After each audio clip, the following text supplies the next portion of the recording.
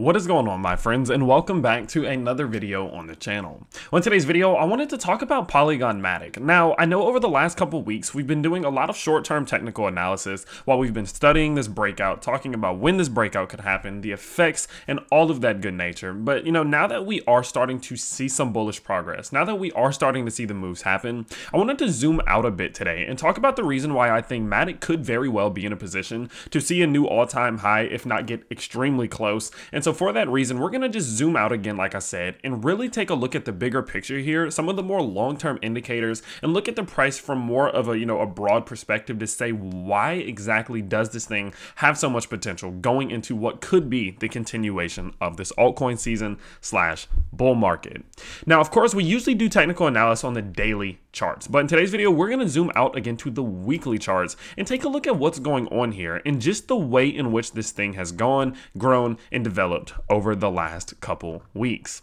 Now, looking at MATIC, of course, first and foremost, what we are immediately going to notice is this amazing breakout in which we have had over the last couple days here. Now, as you guys can see, as we did start to really get higher highs and higher highs and higher highs, there was a point in which we could see that the momentum was kind of slowing down, right? From this point to each one of these highs was a lower high, and an equivalent high. But in relation on the RSI, we saw the lower high, the lower high, the lower high.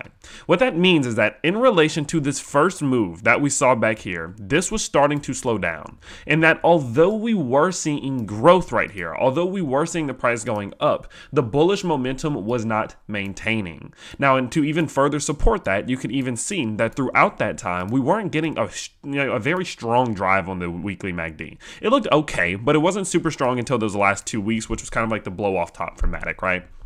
Now, once that happens, what we know is that that means that our indicators are looking to reset and they're looking to cool down.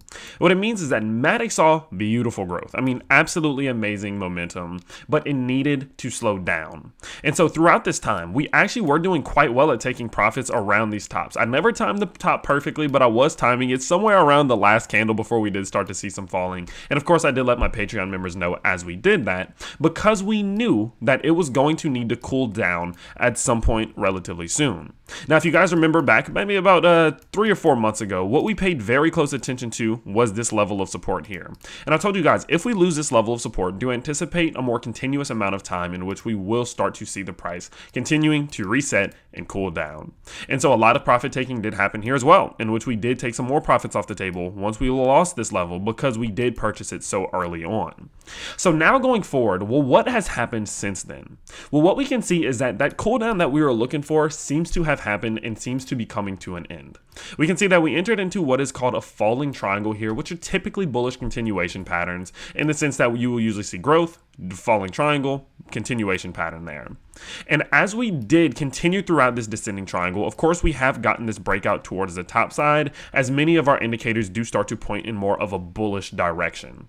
Now, an example of some of the bullishness in the indicators is going to be first and foremost on that same RSI that was giving us this bearishness in the top side. As you can see, as the price has come back down, whenever we are gauging for bullish divergence, we need to pay attention to the bottoms. The bottoms always tell us how the bulls are interacting in comparison to the bears. Now, what we can see is, let's make some comparisons here.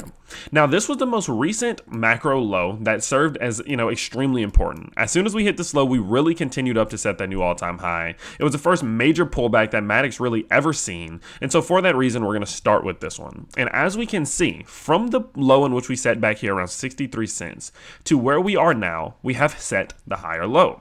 Well, as you can see, if we look at something like the RSI, we can take that same low point in which we actually interacted with 2 times a double-sided divergence here, but we see this bottom being put in, and we put that in comparison to the same time range that we are in right now, and as you can see, we have the lower low. So what that tells us is that although momentum slowed down and that the bears took over in order to make their attempt to bring the price back down, they had much less success with the price itself as they did with momentum.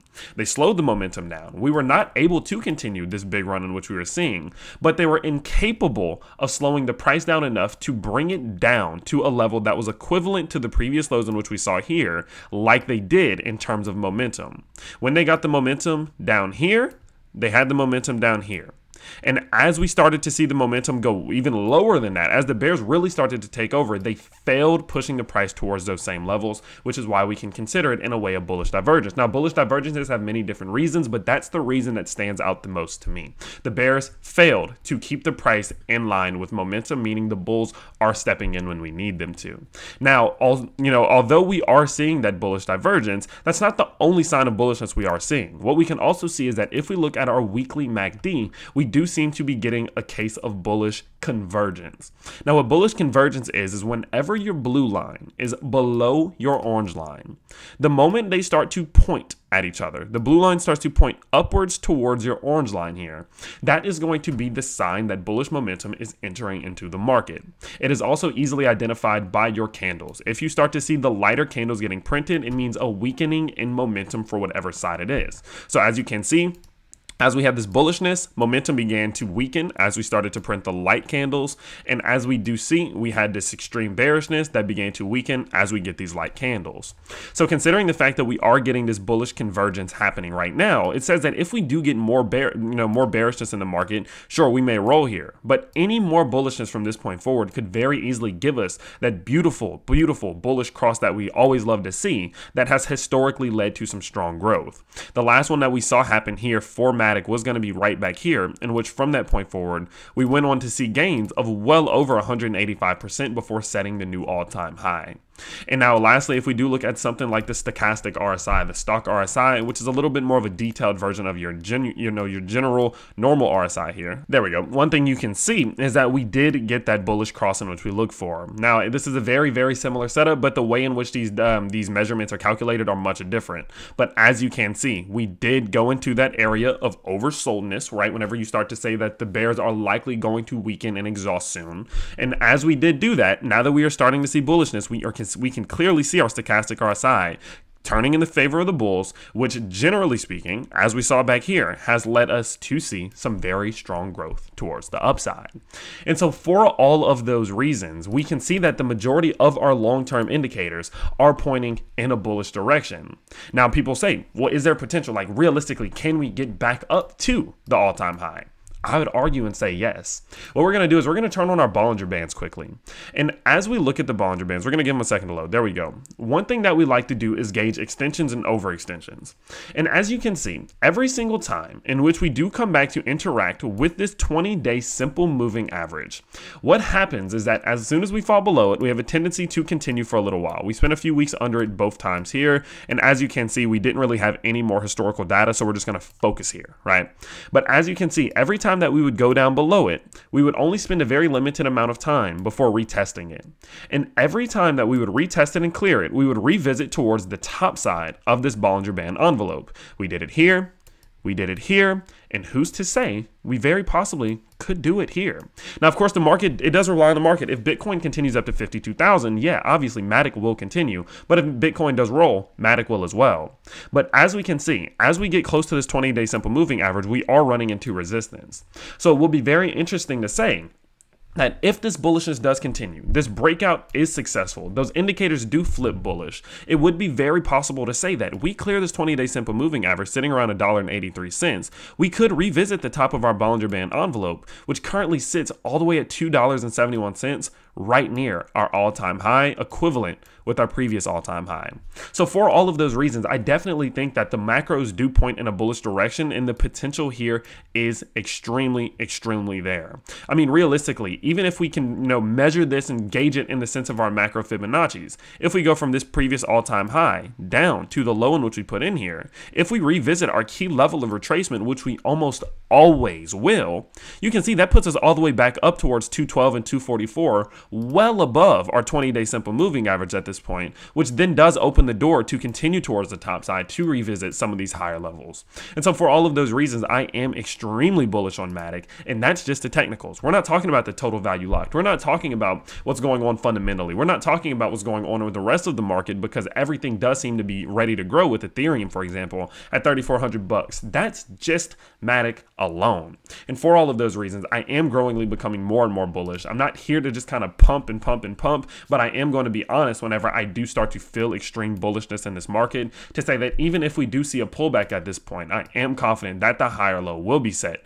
and this could very possibly be the beginning of something absolutely amazing and the continuation of the run that we experienced late last year. Now, do be aware that I am currently in the process of accumulating some more Matic, and all of the purchases that I am doing are over on the Patreon. So if that is something you'd be interested in doing, definitely do go check it out. The next purchase I make, I will of course update you guys, just like I did in the last video. So do stay tuned for that as I do continue to update you guys about my game plans and the way I am going through this market as things are getting a little bit exciting. Now, to talk about things that are exciting, now that we are starting to see many of our cryptos finally starting to see some momentum, I do always like to introduce to you guys different cryptos and things that I think are interesting, and I bring cryptos onto the channel in more of a shorter time frame format for you guys to check out, because my main focus is my bigger ones, the Solanas, the Matics, the Bitcoins, the Ethereums, etc. But I do like to dabble with our micro caps, and today I do have another crypto for you guys before we do end off this video that I thought was interesting. The team reached out to me. I think it kind of related to me because of my history that I'll explain in a second. We've talked about them before on the channel, but I did want to reintroduce them to you guys because I think there is a lot of potential here. And of course, what we're going to be talking about today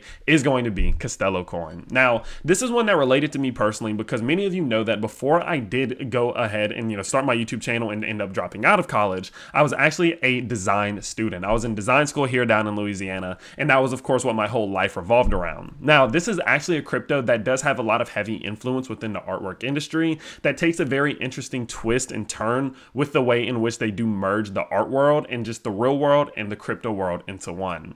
So what they're aiming to be is to be the first coin in history to achieve its level of recognition through a unique physical artwork, and thus will enjoy a unique position in the crypto world and the traditional world. The artwork as a symbol of the Castello coin will position the crypto world in the traditional world and make it popular there.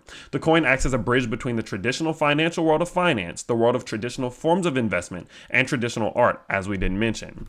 So the world of cryptocurrencies, the digital age, and the new world, again, will all be mixed into one. The resulting global recognition will ensure a high level of relevance and acceptance and leads to strong trust. The Castello coin also gets a strong emotional connection to the virtual market.